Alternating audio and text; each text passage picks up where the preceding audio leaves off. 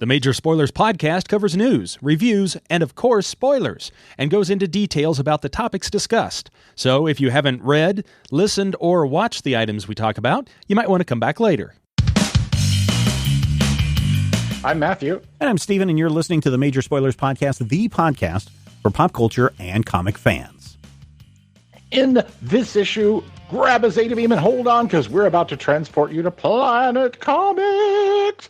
We talk turkey, return to Riverdale, eulogize Youngblood, and throw a boat right over a hedge. It's the eye of the tiger. It's the thrill of the fight. Yada, yada, something, something. Maybe a reference that even the young kids are going to get, because the Major Spoilers podcast is on the air, and I'm old.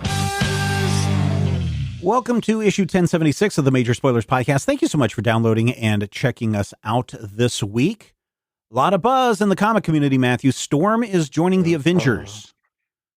Such a big deal that there's variant covers and special events and all this good stuff. Is Storm joining the Avengers a big deal? Or why is Marvel making a big deal of it this time?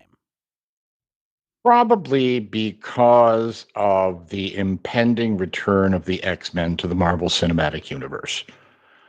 That's my thinking on it, because I know that you know, but I don't know if everybody knows that Storm is an Avenger. Storm joined the Avengers in the spring of 2012, at the same time that Red Hulk did and Novar the Marvel Boy did. Storm has been an Avenger previously, and this is not Storm joining the Avengers. This is Storm rejoining the Avengers, because she initially joined in Avengers Volume 4, number 21, I think. Yeah, I'm just curious, maybe because it's the end of the Krakoan age and Jonathan Hickman's run, and now we're getting the relaunch of all the X-Men titles with all new creators, all new stories. Yeah. Things are going its own way. And Storm is getting her own miniseries, and she's also joining the Avengers. And she's a big deal. I mean, oh no, I'm not saying she's not. I was just, everybody's going really crazy about this. At least Marvel is through their publicity department. And so I was just wondering if I'm missing something. To make fetch happen. Honestly, I don't think you're missing anything. I honestly think Marvel publicity's department is missing something. I think that this is being hyped as a big moment, and rightfully so. Storm is a major character. She is, depending on how you define it, she is definitely the most major and possibly the first black female superhero. And Marvel? It depends on how you count. Yeah. In anywhere. It depends on how you count Bumblebee. That's what I was going to say. Yeah. I think Bumblebee actually didn't have powers until 76. So while she, as a character, Karen Beecher, predates Storm, the Bumblebee character doesn't. And of course, you have to ask yourself about Butterfly, who existed for 2 minutes in 1973. But I think that this is an example of Marvel really trying to generate buzz and get fetch to happen with something that is factually untrue. Well, I don't think that. No, they're saying that she's joining the Avengers. I mean, you can leave the Avengers and then you can come back. Yes. And you would technically be joining the Avengers again. But I'm also wondering if, and I don't know what's going to happen in the Avengers story. I don't know who's writing the Avengers currently.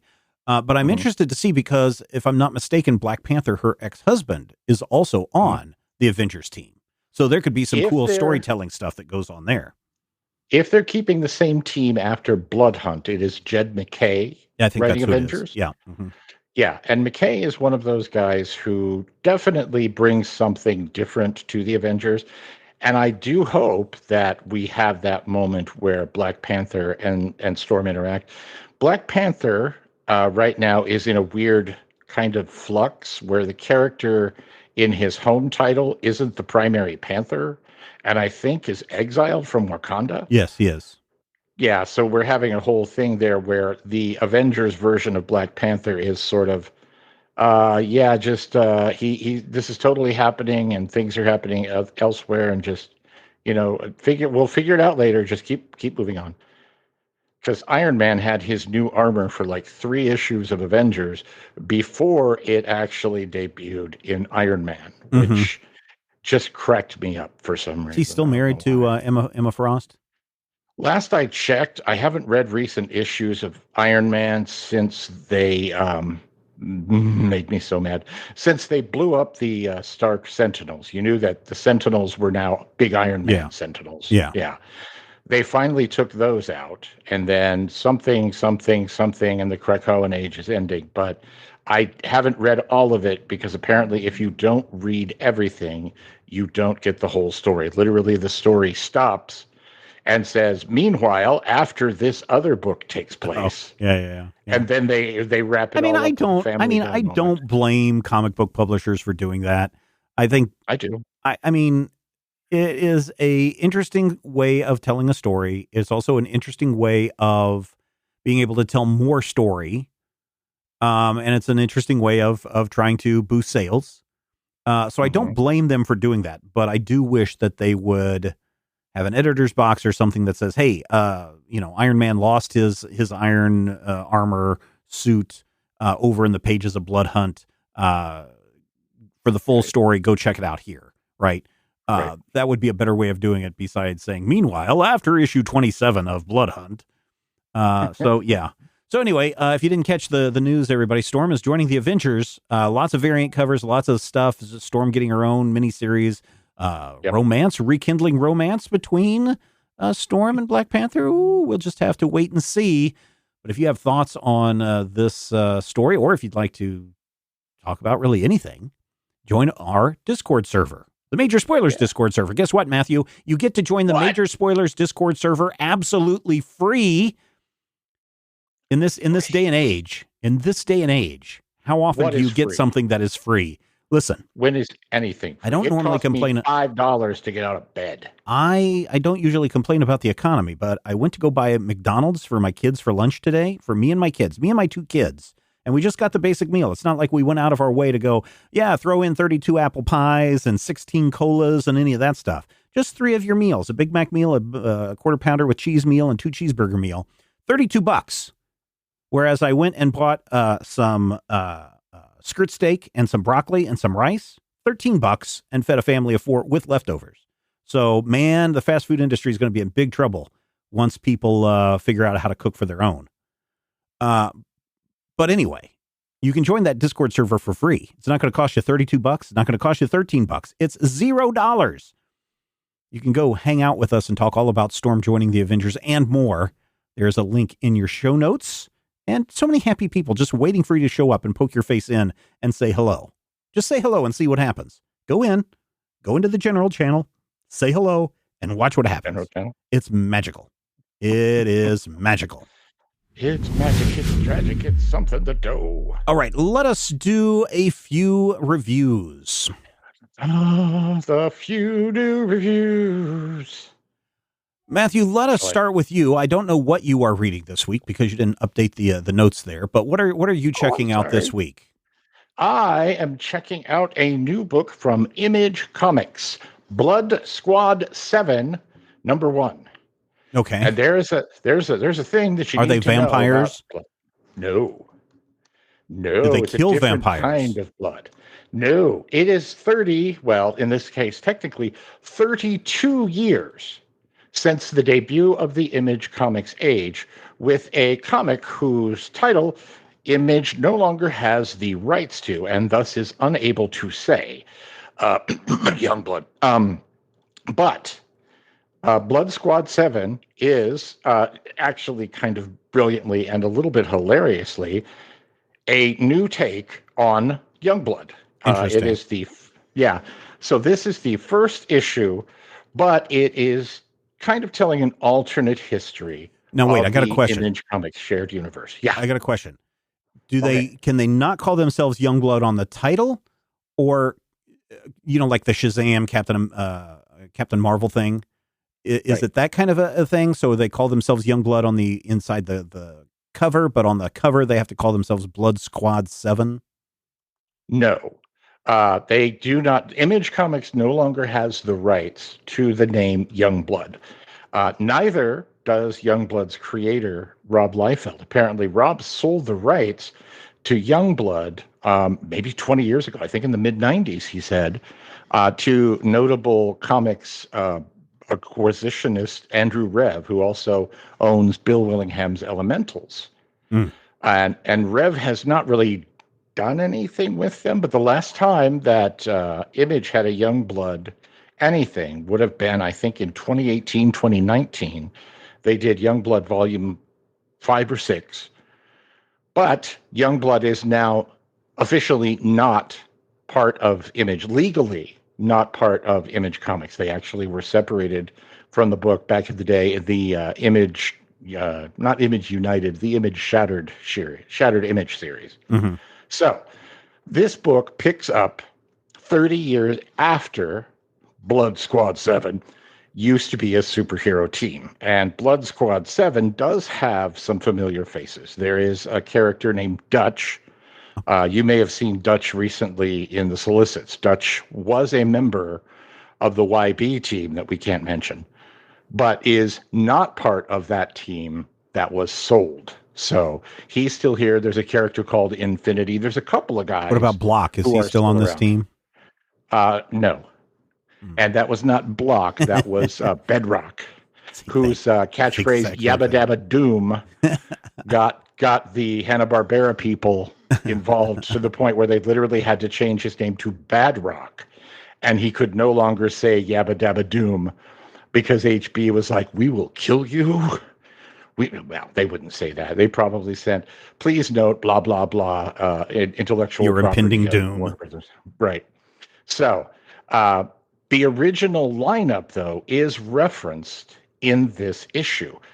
Shaft no longer exists, but there was a team leader in a similar outfit, and his name is Taki. And instead of Bedrock, you have Blockhead, and instead of Die Hard, you have Man-O-War.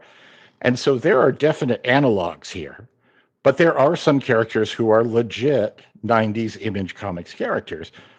This is Joe Casey is the writer, so you know that there's some tongue firmly in cheek. The artist by Paul Fry, who I really enjoy, actually. I did not expect to like this book. I kind of picked it up out of fear, as I sometimes do, but it kind of has a little of the same thing that I love about Local Man, which is another Image book, with another chunk of retcon, continuity implant stuff. But this one is basically built on the premise that 30 years down the line, things went bad. Blood Squad 7 was brought to trial somewhere, possibly in front of the International Court, and ordered to disband, and they were broken apart. And so now, in the year 2024, they're starting to reassemble the team, but rather than doing celebrity superheroes, they're actually doing a team who are superheroes, mostly for PR purposes, but who will be doing paramilitary exercises. So we actually get to see two of the members, Night Striker and Ripcord, in action in literal combat zones. And of course, superpowers against non-powered soldiers. And Joe Casey writing means blood. There's going to be blood. So be aware of that. There is some definite gore going on. This is a comic, an adult comic in the, hey, there's lots of killing and yelling and some sexy and some fighty. But it's also an adult comic in that the administrator used to be the hero Infinity. She's now in her late 50s and arguing with her daughter, who is now currently the hero Infinity, and who is currently not being allowed to be a part of Blood Squad 7 because Mom says she's not ready for the field. So there's definitely some stuff going on here. I'm looking forward to seeing them not patch continuity, I guess, but it's definitely going to tie into those early days of Image. I don't know if you remember the books in 92, 93. I bought them all 13 covers. Yeah, where everything was in a shared universe. The Wildcats would cross over with the YBs, and then you would have the Savage Dragon coming and hanging out with the Cyber Force and Shadowhawk and the Teenage Mutant Ninja Turtles. But essentially, much as with Local Man, which I think may have been an influence on both the Dutch miniseries and this is let's take those things that we liked when we were 12 or 15, or in our case, 19, 20, and let's bring them back in the modern age with some F-bombs and take into account things like the authority and the ultimates and stuff that kind of was the end cap, I guess, sort of like bookends from that Image era to the authority, and that whole chunk of Image history in sort of an alternate take. Like what, you remember Supreme, Alan Moore's Supreme run that we did a Yep. few, Mm-hmm. yeah, very much in that vein. And this particular first issue is a real winner. I mean, seriously, 4 slices of meatloaf for Blood Squad 7, #1. Is this trying to find a new audience, or is it trying to bring back the nostalgia audience? Yes. Okay. And I think that's part of the win, is that, like so many of the books that we see coming out of the Skybound side of Image, and some of the stuff that we've seen coming out of Top Cow in the last few years, it is an attempt to modernize, but also an attempt to say, hey, you know these characters, or you know these premises, you know, like I think Infinity appeared 7 times in 1996, but now she's a central figure of this universe. She's kind of taking the place of Void in a lot of ways. And it's interesting, and it's mature in a good way and immature in a good way. And it does end with horrifying, something in a sex club. But that actually is one of the reasons why it's not 5 slices of meatloaf, but definitely 4 slices of meatloaf. Well drawn, well conceived. And I feel like wherever it's going, I kind of want to go along. I want to see where this ends up. Mm-hmm. And if it flies entirely off the rails, because Youngblood did, I want to be there and see that train crash, because Joe Casey writes one hell of a train crash, you guys. All right. There you go. Blood Squad 7 out this week from Image Comics. Also out this week from Image Comics. It's not from Image Comics, from Archie Comics. It is Archie Comics Judgment Day #1. And I've kind of been a fan of Archie horror, whether that be Chilling Adventures Presents or Archie Comics Presents or whatever it is.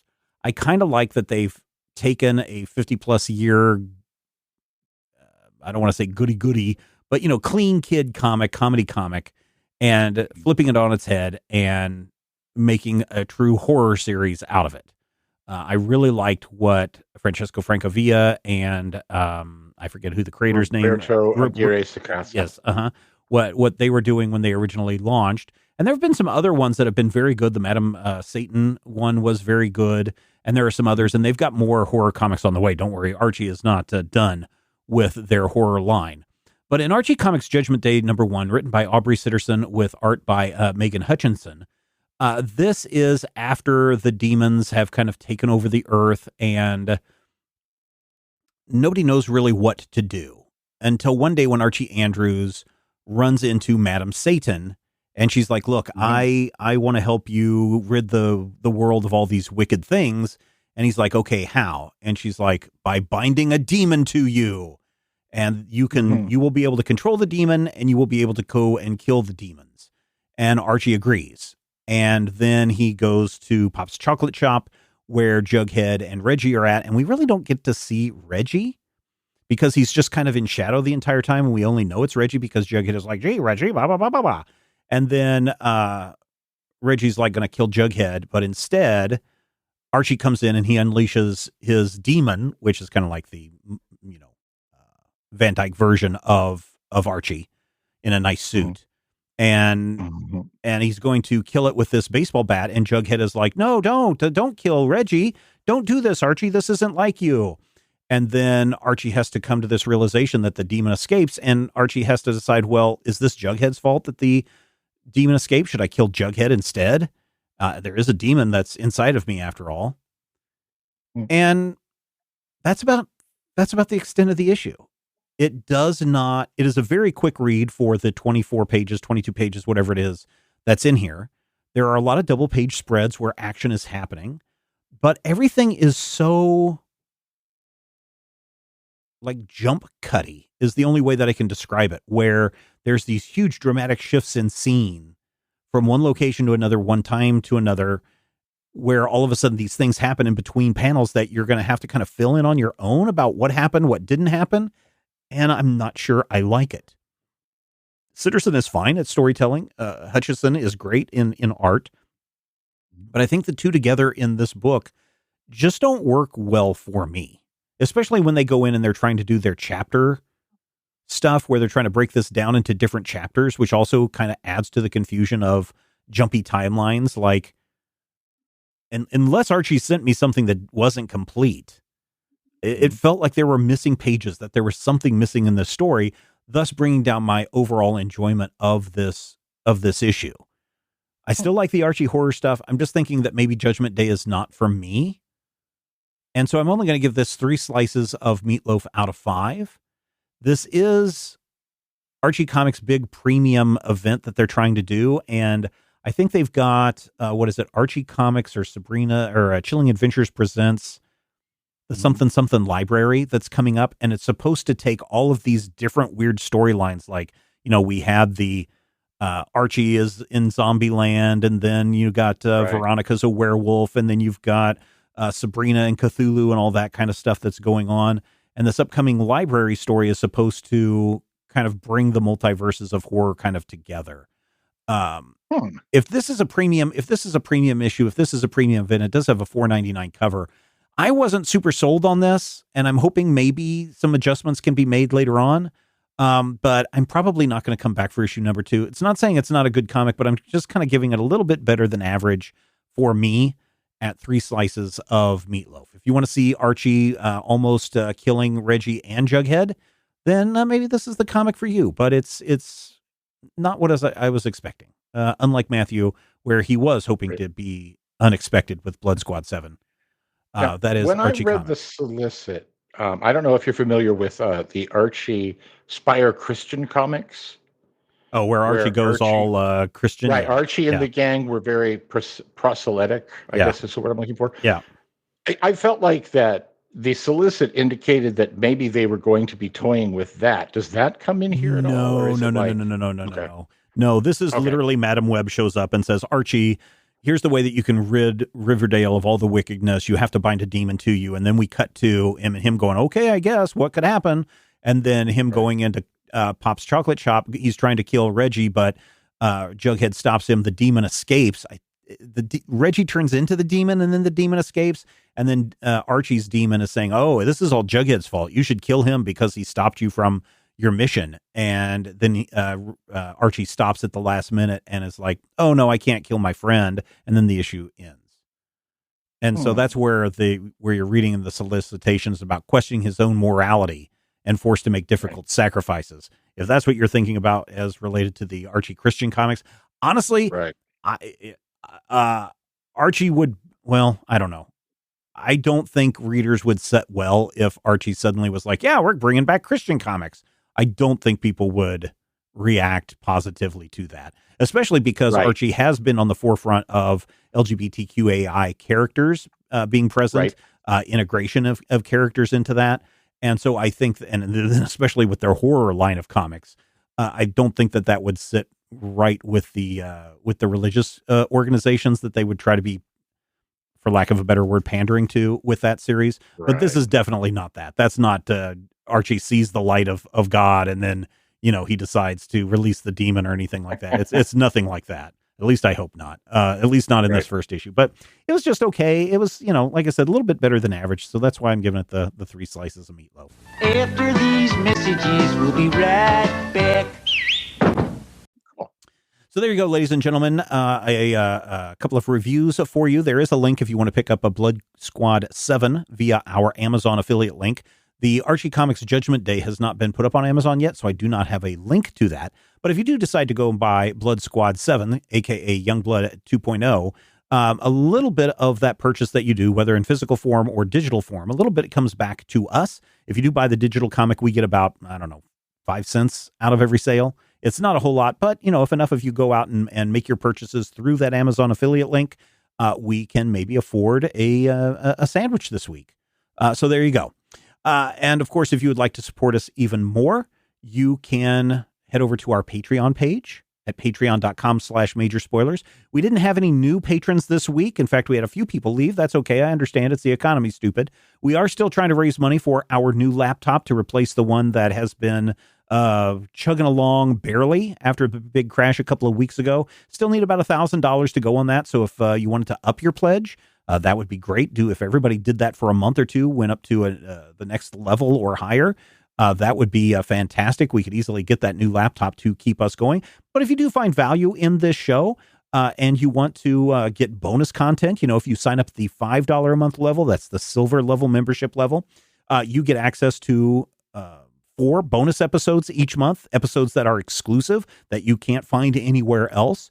And if you decide to sign up at the gold level, you get access to up to 8 bonus episodes each month, including the GM Roundtable Octoon Cthulhu edition, where Brad and I sit down and I discuss, hey, here's my plans for the upcoming session. Here's what I'm thinking. And Brad shoots me down and tells me I'm dumb. You can go and listen to all of that fun and excitement by becoming a patron at patreon.com/major spoilers. Welcome back, and it is now time to talk about Adam Strange, Man of Two Worlds, a book that I was stunned by in 1990, Matthew, when I first picked it up, just because of the Kubert art throughout that I was just enthralled by. I'd seen the ads about go to the Kubert School and all this stuff, and then here's this fantastic art and I was a little bit familiar with Adam Strange. He is kind of a Flash Gordon-y character, but this was really kind of my first real dive into an Adam Strange story. And at the time in 1990, I don't think I completely understood what was going on, but I really, really liked it. Now in hindsight, this book, you may be looking at Richard Bruning and saying, this guy is prophetic. Because of so much stuff that's going on right now that we see in these pages. First of all, something I didn't know until, I don't know, a couple of months ago, and I finally tracked down the issues. I didn't realize that Adam Strange, the Man of Two Worlds, is actually a sequel to Alan Moore's Swamp Thing number 87 and 88. Or maybe it's 57 and 58. I forget which ones it is. 57 and 58. 57 and 58. 87 and 88 would have been under the Rick VH run. Yeah. So 57 and 58, Adam Strange is going back to Rann, and he unintentionally makes contact with the Green and the Swamp Thing, and he brings Swamp Thing to Rann. And Rann, for those of you that aren't familiar with the story, has been through a nuclear war, and all the vegetation and everything is dying. And in those 2 Alan Moore issues, Adam Strange, after, heroes beat each other up and try to kill each other, Adam Strange convinces Swamp Thing to try and regrow the planet. And he kind of does, and then those 2 issues end, and we're off to some other adventure. Right. Flash forward 5 years or whatever it is, and Adam Strange is heading back to Rann, and he's going to be able to stay there for good because the Zeta beam has been amped up, the mega Zeta beam. And his wife is also pregnant, so they've got a child on the way. And of course, this causes all sorts of consternations with the people of Rann who are still in hostile, having hostile situations with other cities on the planet. Is the way I can deal with it. Also, the Thanagar War is still going on, or Thanagar shenanigans are still going on in this. Thanagananians, yeah. Yes, Thana shenanigans. There you go. And then basically a civil war erupts. And this book goes places that, again, when you lay this on top of what's going on today, and it was probably still just as relevant back then, but Rann is suffering from population decline. That's something that's certainly not bringing in the racist aspects of it, but world populations are declining here on Earth. There is discussions about nuclear war and the effects of nuclear war. There's discussions of cloning. There's discussions of infighting. There's discussions of who should be in charge. There is discussions about interracial marriage, or in this case, interspecies marriage. There is there's discussions on foreigners coming into our soil, and they should be kicked out. So reading this today, Matthew, I was rather shocked and surprised at how relevant the Man of Two Worlds is for today's political climate, especially here in the United States. Absolutely. And this is very dark. It's a dark story. Yeah. This is important. In 1990, when this first issue came out, I read it and went, nope. I noped out of this book because we're in the echoes of Dark Knight. We're in the post-Watchmen era. We're at the point where what those concepts, those Silver Age things were, is no longer important. And we really do have some horrifying implications here in that Sardath brought Adam to the planet possibly as nothing more than a breeding animal. To impregnate his daughter. Yeah. To impregnate his daughter. And so Sardath even banished his own wife because she didn't have the same political views as he did.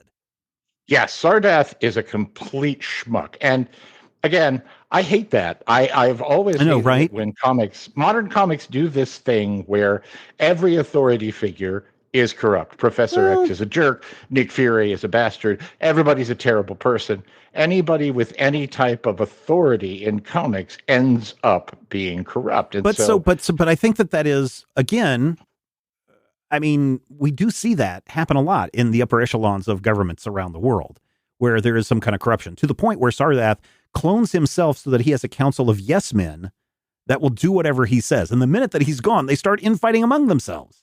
So right. I understand. I don't like the darkness because in the original Adam Strange, he got caught in the Zeta beam, but he was brought to Rann, and he was kind of their defender because they weren't able to defend themselves. A bright and shiny pew pew hero. Yeah, he was a Flash Gordon hero. No, I get that. And I understand that Lord Acton said, power corrupts. Great men are always bad men, blah, blah, blah.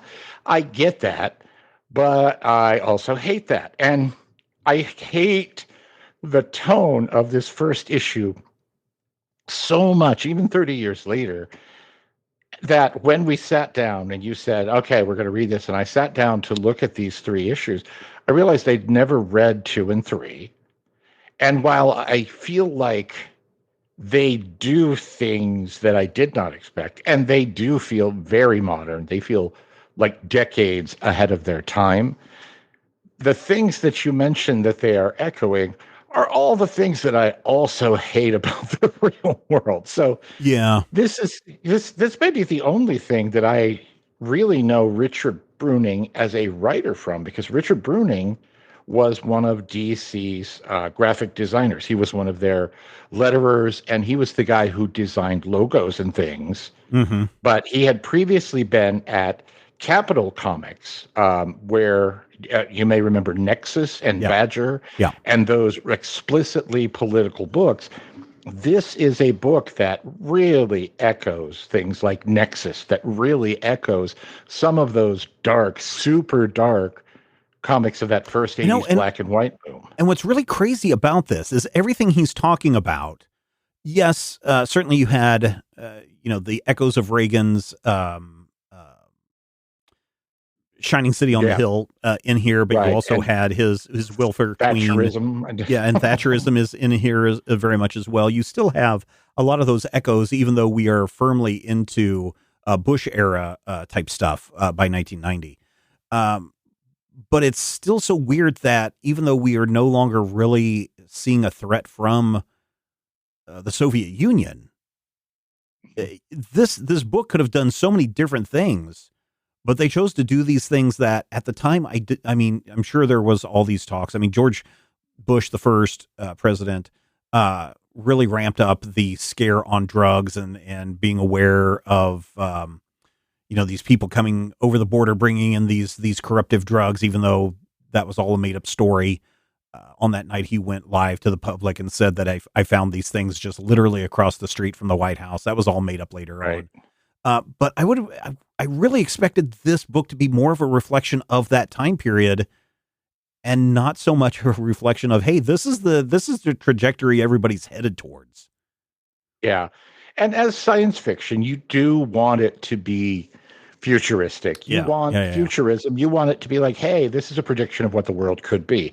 This one ends up predicting really horrible things, as a lot of books at the time did. If you're familiar with Electric Warrior, Oh yeah, I Electric mean, Warrior was a crazy dystopian nonsense book, and there were a ton of things coming out of DC at this time from characters or rather from writers, creators, and artists that they kind of pilfered from England when they started cherry yeah, I was going picking to your say, Dave Gibbons and your Alan yeah, yeah, Moores and yeah, yeah, your Kev Walkers. yeah.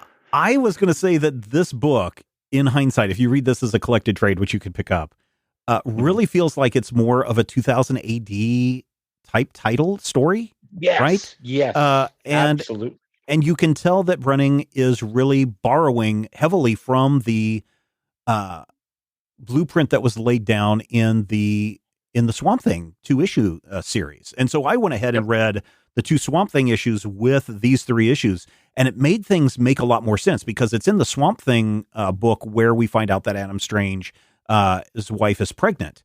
And so then when you come into this book and she's already pregnant, you're like, oh, okay, but we actually see and understand more of what's going on with that. Yeah. And to my knowledge, and I may be wrong, but as far as I can find, as far as I can tell, except for a short story in Tales of the Green Lantern Corps, this is the first writing that Richard Bruning did for DC. And really, really interesting. And this is something that I didn't know in 1990. This book is sort of a proto-Vertigo book. Yes.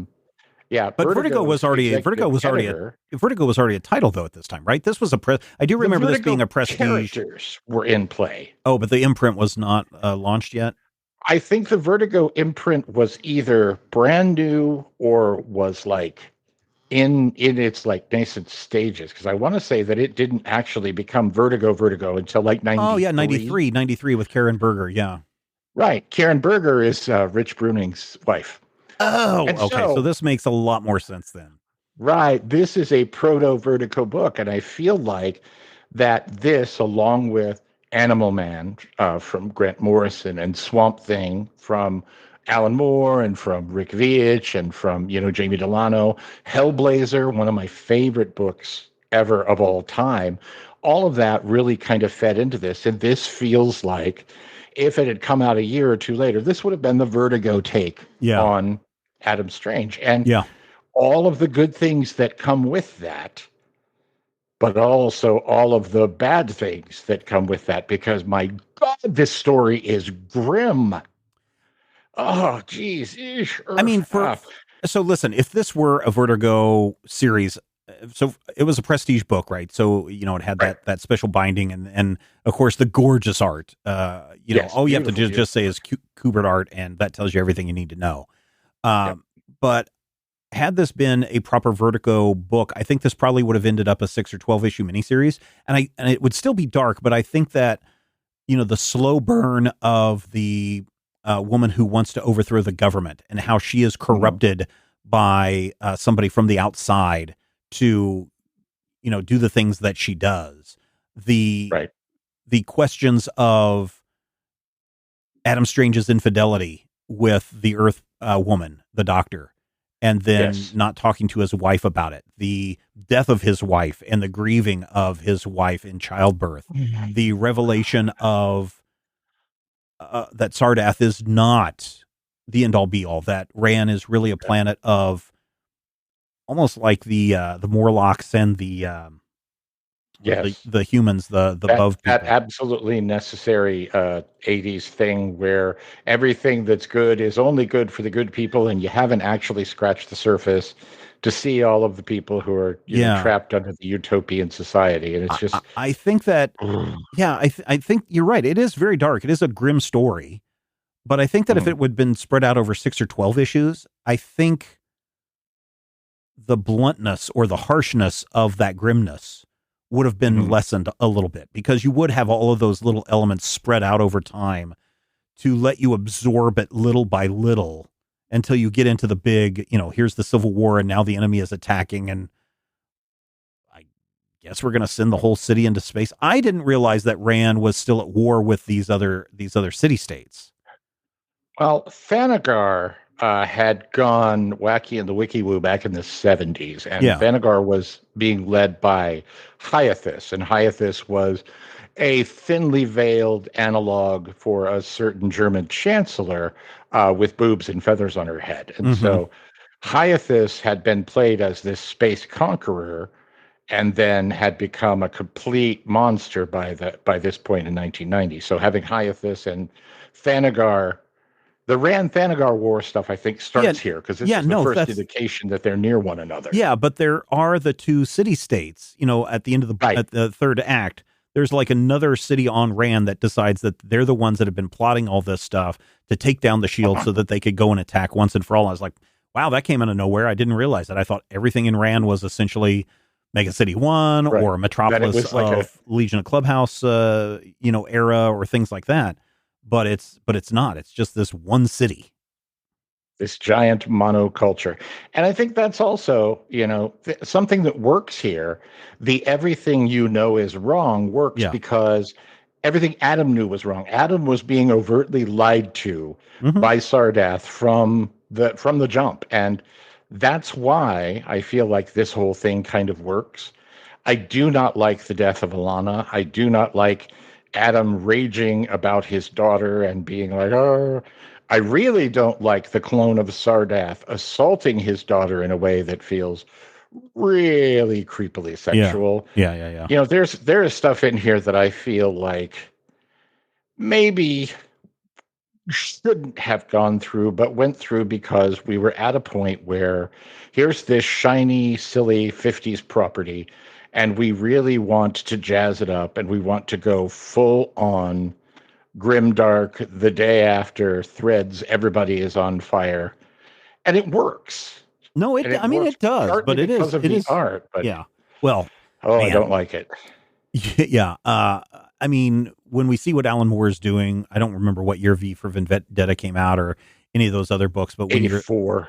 So when you're looking at what's going on in Adam Strange, this really feels like an extension. And as you said, this is a proto Vertigo title. I can totally see all of that.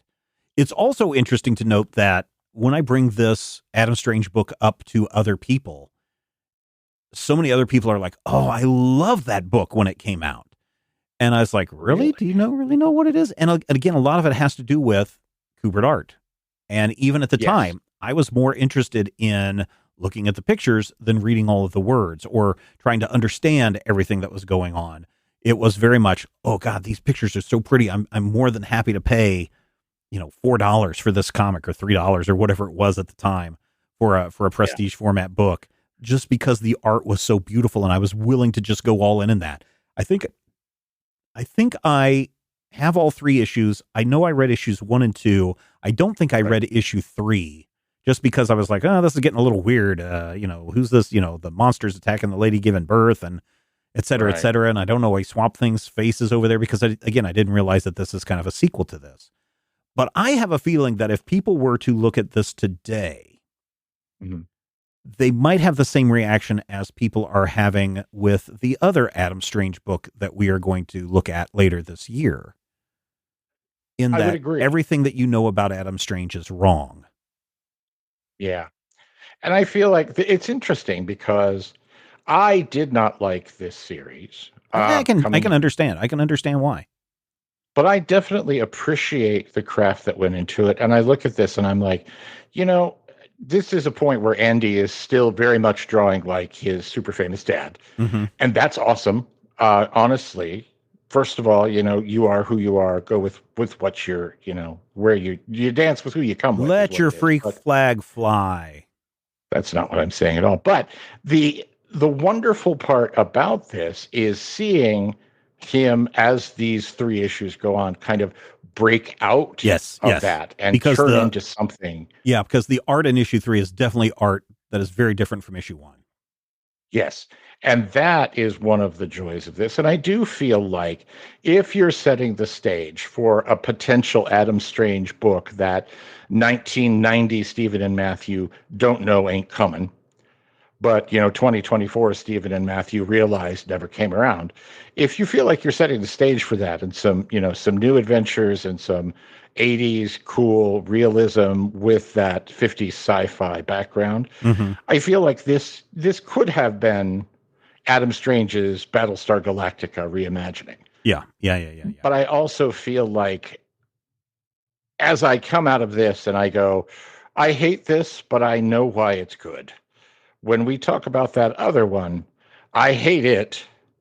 And, I'll continue that when we get to it. But I definitely do understand what people find appealing about this. Even before I read 2 and 3, I understand what people find appealing about this book. This is, a reimagining of something goofy and silly and sci-fi without ripping everything to pieces while literally ripping, Alana Strange to pieces.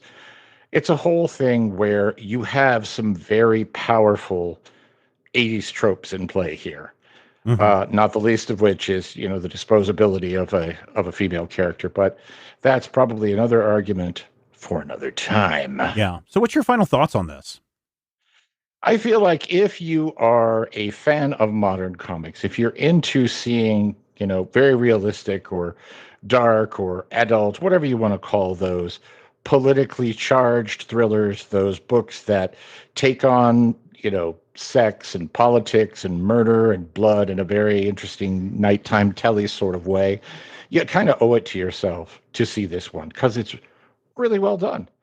Rich Bruning writes a really keen story.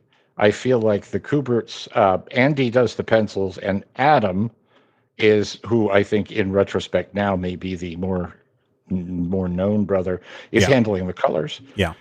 But I feel like this is a book that should have positioned Adam Strange for a big Sandman, Swamp Thing, Animal Man renaissance. And it's kind of a shame that it didn't. Right. No. So definitely rush out in a buying frenzy if that's your jam. Now, I have not read I think I've read the first issue of the Adam Strange Tom King book that we're going to read later. Is it King and Smallwood? Year. Yeah. And so I am very curious if this Tom King book in any way, shape, or form ties back into this one. I think you've read everything, right? Maybe not. I don't know. I would be very interesting to see if everybody just kind of followed on with this.